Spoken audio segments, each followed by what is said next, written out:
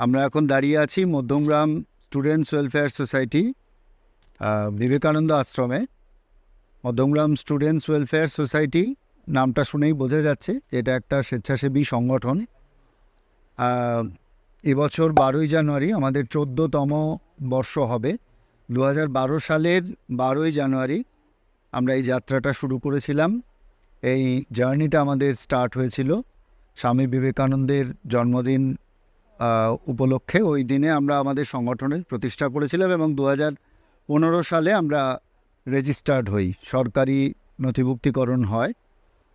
তো Madhyamgram students welfare society সমাজের পিছিয়ে পড়া ছাত্রছাত্রীদের জন্য মূলত কাজ করে, কিন্তু ছাত্রছাত্রীদের সঙ্গে কাজ করতে গিয়ে একই সঙ্গে আমরা তাদের মায়েদের জন্য, তাদের বাবাদের জন্য আমাদের প্রচেষ্টা জারি রাখি। মায়েদের উন্নতিকল্পে, মেয়েদের উন্নতিকল্পে আমাদের একটি অন্যতম প্রকল্প রয়েছে, আমাদের মেয়েরা আমাদের মায়েরা। এই প্রকল্পে মেয়েদের বিনামূল্যে স্যানিটারি ন্যাপকিন বিতরণ করা হয়। বিভিন্ন স্বনির্ভরতা প্রকল্প মেয়েদের জন্য করা হয়ে থাকে। প্রত্যেক বছর আমরা একটি করে সেমিনার করি, মেয়েদের বিভিন্ন বিষয় সম্পর্কে সচেতন করবার জন্য বিভিন্ন রকম ওয়ার্কশপ হয়, ট্রেনিং হয়, বিভিন্ন অ্যাওয়ারনেস ক্যাম্পেইন হয়, এটা হয়ে থাকে। আর তাছাড়াও মধ্যমগ্রাম স্টুডেন্টস ওয়েলফেয়ার সোসাইটির উদ্যোগে মধ্যমগ্রামের কাপাসিয়া গ্রামে, হুমায়পুর অঞ্চলে, মধ্যমগ্রাম দেবীগড় অঞ্চলে অর্থাৎ রেললাইন সংলগ্ন বসতি অঞ্চলে, মধ্যমগ্রাম কার্গিল অঞ্চলে আমাদের বিভিন্ন পাঠশালা চলে। সেখানে বাচ্চারা পড়াশোনা করে, কম্পিউটার শেখে, আঁকা শেখে, গান শেখে এবং আপনারা জানলে আনন্দিত হবেন যে সুন্দরবন এবং পুরুলিয়াতেও আমাদের একটি করে পাঠশালা চলে। সুন্দরবনের শবর আদিবাসী বা পুরুলিয়ার শবর আদিবাসী গ্রামে এবং সুন্দরবনের প্রত্যন্ত দ্বীপ অঞ্চলে আমাদের দুটি পাঠশালা চলে এবং সেখানেও রেগুলার বাচ্চাদের পড়ানো হয়।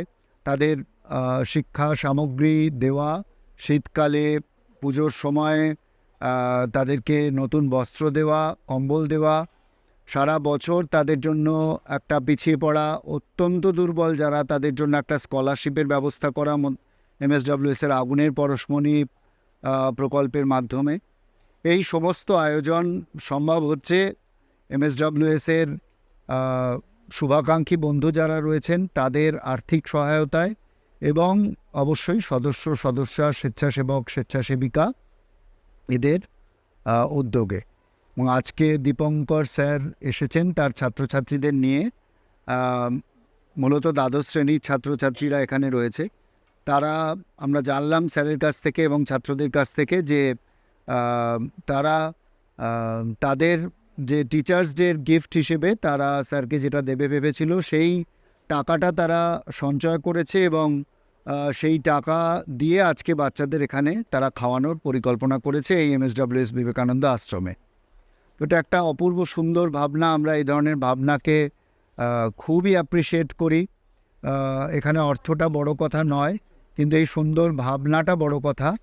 আমরা MSWS বিবেকানন্দ আশ্রমে আপাতত আমাদের 53টি বাচ্চা রয়েছে যাদেরকে আমরা নিয়মিত সোম থেকে শনি পড়াচ্ছি, তাদের আঁকা শেখাচ্ছি, কম্পিউটার শেখাচ্ছি এবং রোববার করে তাদের রান্না করা খাবার জগন্নাথ অন্নসেবা প্রকল্পের মাধ্যমে তুলে দিচ্ছি।